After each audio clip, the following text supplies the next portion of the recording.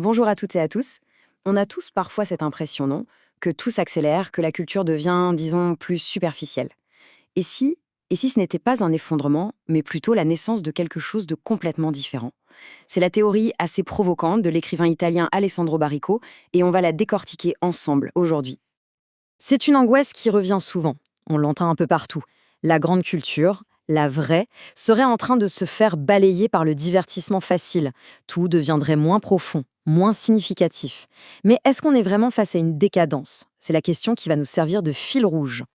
Pour répondre à ça, Alessandro Baricco, lui, il propose une explication, disons, radicale. Pour lui, ce n'est pas du tout un effondrement. Non, c'est tout autre chose, une sorte d'invasion. Alors attention, précisons tout de suite un point crucial. Quand Baricco parle de barbares, il ne faut surtout pas imaginer des hordes qui viennent tout casser. Non, pas du tout. Pour lui, le mot est presque neutre. Les barbares, ce sont tout simplement les pionniers d'un nouveau monde. Ce sont celles et ceux qui maîtrisent les nouveaux outils et qui envahissent, en quelque sorte, les nouveaux espaces créés par la technologie. Ils ne cherchent pas à détruire l'ancienne culture, ils la rendent simplement obsolète en créant la leur. Et comment ça se passe cette mutation? Eh bien, Baricco a repéré un schéma qui se répète encore et encore, en 3 étapes. Tout part toujours d'une innovation technologique, que ce soit l'imprimerie à une époque ou Internet aujourd'hui, qui vient casser le monopole d'une petite élite. Du coup, deuxième étape, le terrain de jeu culturel s'agrandit d'un seul coup. Et enfin, troisième étape, une nouvelle population, nos fameux barbares, débarque et s'empare de ce nouvel espace pour y imposer ses propres règles. Et c'est là que ça devient vraiment fascinant, parce que ce schéma, en fait, il n'a rien de nouveau.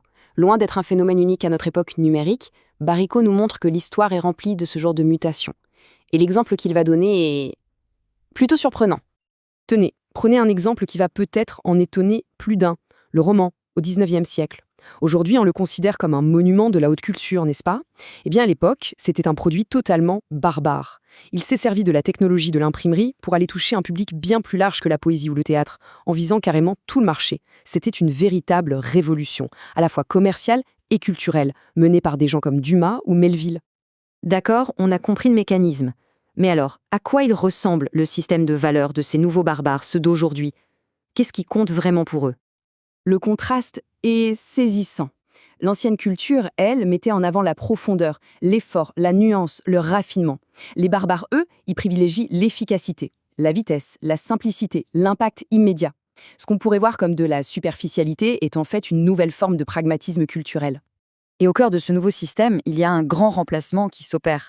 Le noble, le beau, ces valeurs qui demandent du temps, de l'éducation pour être appréciées, sont un peu mises de côté. Au profit de quoi? Du spectaculaire. Pensez à la différence entre un blockbuster et un film d'auteur. Ce qui compte, ce n'est plus forcément que ce soit beau au sens classique, mais que ça produise un effet immédiat et puissant. On arrive maintenant au concept le plus important, et peut-être le plus déroutant, pour vraiment comprendre la mentalité barbare. C'est l'idée de séquence. Alors, la séquence, qu'est-ce que c'est au juste? Imaginez un peu. Pour un barbare, une expérience isolée, par exemple, lire un livre puis le refermer et c'est tout, eh bien ça n'a que très peu de valeur. La vraie richesse, le vrai Graal, c'est quand cette expérience devient un point de départ, quand elle s'insère dans un flux, qu'elle se connecte à d'autres choses pour créer un véritable parcours. Baricco donne un exemple très parlant. Pensez à une grande franchise comme Marvel ou Star Wars. On commence par un film au cinéma, ensuite on écoute la bande-son, on regarde la série qui en est dérivée, on joue aux jeux vidéo, on suit les acteurs sur les réseaux. Vous voyez, chaque élément n'est qu'un point de passage dans un univers bien plus vaste. Le point central à retenir, c'est donc celui-ci. Pour cette nouvelle culture, la qualité d'un livre ou d'un film ne réside plus seulement dans l'œuvre elle-même, non. Elle réside surtout dans sa capacité à se brancher sur le reste du monde, à recevoir de l'énergie et à en transmettre. En fait, la connectivité, c'est la nouvelle profondeur. Bon, revenons à notre question du début, à cette angoisse de l'effondrement culturel. Maintenant qu'on a ces nouvelles clés en main, on peut peut-être voir les choses un peu différemment. La question n'est donc plus de savoir si notre culture se dégrade ou pas. La vraie question, bien plus intéressante, c'est celle-ci.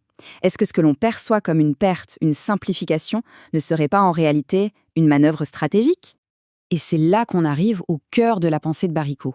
Cette simplification, cette quête de vitesse et de spectaculaire, ce n'est pas une sorte de panne de l'intelligence collective. Non, c'est un repli stratégique. La culture abandonne certaines de ses anciennes positions, comme la complexité ou la lenteur, pour permettre à de nouveaux flux d'énergie de circuler beaucoup plus vite et beaucoup plus librement. Et il conclut avec cette analogie qui est juste parfaite. Critiquer cette nouvelle culture sans comprendre sa logique profonde, c'est un peu comme si on défendait la beauté et la noblesse du cheval face à une machine à vapeur, bruyante et sale, sans voir une seule seconde qu'elle est sur le point de changer le monde.